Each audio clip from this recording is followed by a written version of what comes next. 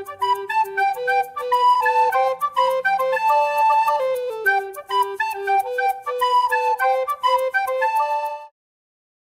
Share और subscribe करें हमारे इस चैनल को और बेल आइकन को दबाना ना भूलें ताकि हमारी वीडियो आप तक सबसे पहले पहुंचे। हेलो स्टूडेंट्स, हाँ हम बात कर रहे हैं मॉडुलस ऑफ रिजिडिटी की। जैसे कि आप सभी जानते हैं कि पिछले लेक्चर में हम बल्क मॉडुलस, यंग मॉडुलस के बारे में स्टडी कर चुके हैं। आज हम मॉडुलस ऑफ रिजिडिटी के बारे में बात करेंगे। हम लोगों ने इलास्टिक कांस्टेंट के बारे में पढ़ा है। इलास्टिक कांस्टेंट बहुत सारे होते हैं, जैसे कि हमने बात की है 36 इलास्टिक कांस्टेंट होते हैं, लेकिन अभी तक हम बात कर रहे हैं हुक्स लॉ के अकॉर्डिंग जो 3 इंपॉर्टेंट इलास्टिक कांस्टेंट हैं। इलास्टिक कांस्टेंट के लिए जो जब भी हम बात करते हैं तो हम बात करते हैं यंग मॉडुलस की, बल्क मॉडुलस की और फिर बात करते हैं मॉडुलस ऑफ रिजिडिटी की। इसी में हमने देखा था कि हम स्ट्रेस स्ट्रेन की बात कर रहे थे। स्ट्रेस क्या है, स्ट्रेन क्या है, टाइप्स ऑफ स्ट्रेस देख रहे थे। तो टाइप्स ऑफ स्ट्रेस में हमने अभी तक देखा था लॉन्गिट्यूडिनल स्ट्रेस, नॉर्मल स्ट्रेस और लास्ट हमने देखा था शेयर स्ट्रेस या बोल सकते हैं टेंजेंशनल स्ट्रेस पढ़ा था। टेंजेंशनल स्ट्रेस को हम एक्सप्लेन करने के लिए यहाँ पर बात कर रहे हैं, जो हम मॉडुलस ऑफ रिजिडिटी की बात कर रहे हैं। तो मॉडुलस ऑफ रिजिडिटी जो है यहाँ पर लिखा हुआ है, आपको स्क्रीन पर दिख रहा है, शेयर स्ट्रेस। शेयर स्ट्रेस या फिर टेंजेंशनल स्ट्रेस क्या कहलाता है, कैसे हम इसको रिलेट कर सकते हैं मॉडुलस ऑफ रिजिडिटी में, इसमें हमने टाइप्स पढ़ा था, उसी से रिलेटेड हम यहाँ पर देख रहे हैं शेयर स्ट्रेस क्या है। शेयर स्ट्रेस, जैसे कि जब भी हम बात कर रहे हैं कि कभी भी स्ट्रेस की बात हो रही थी तो हम पढ़ रहे थे फोर्स अपॉन एरिया के बारे में। फोर्स अपॉन एरिया मतलब कि किसी भी बॉडी पर जो एरिया है उसके एरिया पे फोर्स लग रहा है, ठीक। ऐसे ही हमने एक डायग्राम लिया हुआ है, इसमें हमने पैरेललोपाइप यूज किया हुआ है। पैरेललोपाइप जो है इसमें आपको दिखाई दे रहा है कि कुछ सिंपली उसकी आकृति बनी हुई है। इसमें हमने देखा कि ABCDEFGH पैरेललोपाइप यहाँ पे लिया हुआ है। इसमें जो हम देख रहे हैं कि यहाँ पर A पॉइंट है और फिर कुछ ही दूरी पर A डैश है, B है, B डैश है, C जो है C डैश पर है और D डैश है, ठीक। ये आपको दिख रहा है। ऊपर चेंजेस आए हैं, नीचे कोई भी चेंजेस नहीं आए हैं। तो उसी को समझने के लिए हम बात करते हैं कि फोर्स जो है इस बॉडी पर लग रहा है। ये बॉडी हमने ली हुई है, इस बॉडी पर फोर्स अप्लाई किया हुआ है हमने। फोर्स कितना अप्लाई किया हुआ है, तो ये F फोर्स हमने अप्लाई किया हुआ है। डायरेक्शन इसकी फोर्स की क्या है, ये है, हमारे राइट हैंड साइड पर है। और जब हम फोर्स इस टाइप से अप्लाई किया हुआ है तो हम देख रहे हैं कि जो A है वो A डैश पे पहुंच जाता है, B डैश पे पहुंच जाता है, लेकिन नीचे का जो हिस्सा है वो चेंज नहीं होता है। जो EFGH है वो स्टेबल रहेगा, अपनी स्थिति में स्थायी रूप से बना हुआ है। क्यों बना हुआ है, क्योंकि वहां पर कोई फोर्स नहीं लग रहा है, सिर्फ उसके ऊपरी फेस पे फोर्स लग रहा है। तो इससे ये प्रूफ होता है कि इसमें इसके वॉल्यूम में कोई चेंजेस नहीं हो रहे हैं, इसमें सिर्फ चेंजेस कहाँ हो रहे हैं, उसके फेस में चेंजेस हो रहे हैं। मतलब फोर्स लगाया तो ये ऊपरी हिस्सा खिसक कर आगे बढ़ गया। तो ये वाला जो फोर्स लग रहा है, स्ट्रेस हो रहा है, वो टेंजेंशनल स्ट्रेस या फिर शेयर स्ट्रेस कहलाता है। फोर्स अपॉन एरिया होगा।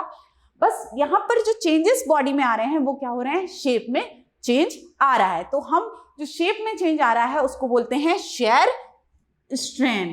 क्या कहेंगे, शेयर स्ट्रेन। शेयर स्ट्रेन को मोस्टली हम थीटा से बताते हैं, थीटा से डिनोट करते हैं। थीटा जो है रेडियन में मापा जाता है, हमने पढ़ा हुआ है। तो ये कैसे हम निकालें कि स्ट्रेन कैसे फाइंड करें, तो हमारे पास एंगल है AH डैश, जो एंगल बन रहा है थीटा। देखिए एंगल AH डैश जो बन रहा है थीटा है, तो ये क्या कहलाएगा, हमारा शेयर स्ट्रेन, ठीक। हमको कैलकुलेट करना है तो हम क्या करेंगे, हम ये वाला हिस्सा ले लेते हैं। हमने देखा कि थीटा इज इक्वल्स टू होता है tan थीटा। अगर हम यहां पर देखें तो यहां पर दिख रहा है हमें AA डैश अपॉन क्या लिख सकते हैं हम, यहां देखिए HA। तो हमारे पास AA डैश अपॉन HA क्या हो जाएगा, AA डैश हो जाएगा हमारा x, डिस्प्लेसमेंट है। A डैश क्या है, डिस्प्लेसमेंट है, क्योंकि हमने फोर्स अप्लाई किया। फोर्स अप्लाई करने से A जो है A डैश पे पहुंच गया। अब जब A डैश पे पहुंच गया है तो उसमें डिस्प्लेसमेंट कितना हुआ, तो x डिस्प्लेसमेंट हुआ है।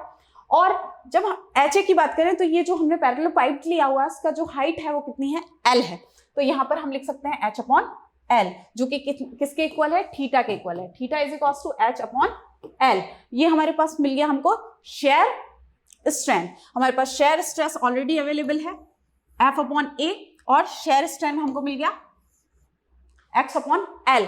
और हमारे पास मॉडुलस ऑफ रिजिडिटी का फॉर्मूला हम फाइंड करेंगे। तो मॉडुलस ऑफ रिजिडिटी का फॉर्मूला अभी तक हमने जो कांस्टेंट देखे हैं, तो कांस्टेंट में जब हम बात करते हैं हुक्स लॉ के अनुसार क्या बात करते हैं कि जो भी स्ट्रेस होती है, स्ट्रेन होती है, दोनों में क्या होता है, दोनों का रेशियो होता है, वो क्या कहलाता है, कांस्टेंट कहलाता है, जिसको हमने ई से बताया हुआ है।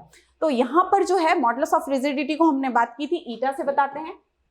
तो हम इसको और क्लियर करते हैं कि कैसे हमारा फॉर्मूला बनेगा। ठीक है, हम बात कर रहे हैं modulus of rigidity. Modulus of rigidity को हम बता रहे हैं ईटा से। ईटा इज इक्वल टू क्या हो जाएगा, तो शेयर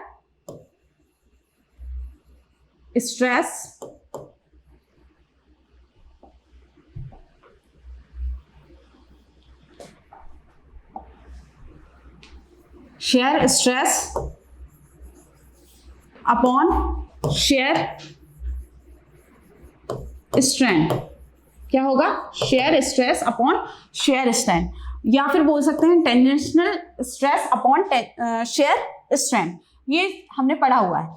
तो हमारे पास शेयर स्ट्रेस हमने कैलकुलेट किया, वो क्या है, एफ अपॉन ए, और हमने अभी शेयर स्ट्रेन कैलकुलेट किया एक्स अपॉन एल, जो कि क्या था, थीटा। तो क्या बन जाएगा, एफ एल अपॉन एक्स ए। ये हमको क्या मिल गया है, मॉडुलस ऑफ रिजिडिटी का फॉर्मूला, जिसे हम किससे बताते हैं, ईटा से। क्लियर। तो ये हम बात कर रहे थे मॉडुलस ऑफ रिजिडिटी की। मॉडुलस ऑफ रिजिडिटी क्या है, मॉडुलस ऑफ रिजिडिटी को कैसे हम कैलकुलेट कर सकते हैं। यहां पर आपको डिफरेंस दिख रहा होगा कि जब ये बॉडी इधर चेंज हुआ है, तो यहाँ आगे वाली बॉडी में भी चेंजेस आए हैं। यहाँ पर क्या चेंज आया है, डी जो है डी डैश पर पहुंच गया है, और एफ एज इट इज है। तो अब ये जो चेंजेस आए हैं, इसको हम और कैसे कैलकुलेट कर सकते हैं, तो उसके लिए हम पढ़ सकते हैं शेयर स्ट्रेन और शेयर स्ट्रेस। शेयर स्ट्रेन क्या है, कैसे कैलकुलेट की जा सकती है, तो हमने अभी तक पढ़ा है कि मान लीजिए हमने फोर्स अप्लाई किया एफ डैश, हमारी किसी बॉडी पर चेंजेस आए हैं, कितने हुए हैं, ये नीचे भी हम चेंजेस देख रहे हैं। अगर हम इसको पलट दें तो हम चेंजेस देख सकते हैं एफ डैश पर। तो यहाँ पर कॉस के साथ में जो एंगल बन रहा है,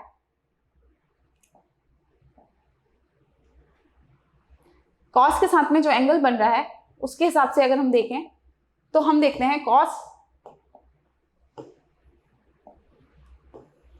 थीटा, और यहां पर जो एंगल दोनों में देखे जाएं, तो यहां पर हम एक परपेंडिकुलर ड्रॉ कर दें, तो यहां पर एंगल बन जाता है 90 का। तो कॉस थीटा यहाँ पर इन दोनों के बीच में जो एंगल होगा वो होगा 45। तो उसके हिसाब से हम देख सकते हैं एफ डैश कॉस 45, और 45 क्या होता है, कॉस 45 √2, 1/√2। हम लिख सकते हैं एफ डैश अपॉन √2, और इसकी कुछ एज इट इज कुछ वैल्यू होगी जो कि हम यहाँ पे कैलकुलेट कर सकते हैं। तो ऐसे हम स्ट्रेस स्ट्रेन दोनों कैलकुलेट कर सकते हैं, कितना स्ट्रेस आया, कितने एंगल के साथ में आया। ये जो हमने मॉडुलस ऑफ रिजिडिटी पढ़ा है, शेयर स्ट्रेन पढ़ा है, शेयर स्ट्रेस पढ़ा है, इसी में हम इनके रिलेशन फाइंड करने वाले हैं कि इनके बीच में रिलेशन क्या है। तो रिलेशन क्या है, तो उसको मैं शॉर्ट फॉर्म में तुमको पहले एक बार बता देती हूँ कि कैसे हम इनके रिलेशन किन किन के बीच में निकालने वाले हैं, उन रिलेशंस को कैसे कैलकुलेट करेंगे हम। तो शॉर्ट फॉर्म में मैं आपको आज थोड़ा सा बता देती हूँ कि कैसे हम इनके रिलेशन निकालेंगे। मान लीजिए हमारे पास y है, y हमारा क्या है, यंग मॉडुलस है, k है, क्या है हमारा k बल्क मॉडुलस है, और ईटा हमारा है मॉडुलस ऑफ रिजिडिटी। इन तीनों के बीच में क्या रिलेशन फाइंड किए जा सकते हैं प्लस ऑपरेशन के साथ, कैसे हम मॉडुलस ऑफ रिजिडिटी का रिलेशन बल्क मॉडुलस के साथ, बल्क मॉडुलस का रिलेशन हम यंग मॉडुलस के साथ देख सकते हैं। तो ये जो रिलेशंस हम फाइंड करेंगे वो हम नेक्स्ट लेक्चर में फाइंड करने वाले हैं। तो आज हमने जो पढ़ा वो मॉडुलस ऑफ रिजिडिटी पढ़ा, इसके आगे हम इनके रिलेशंस देखेंगे। Thank you.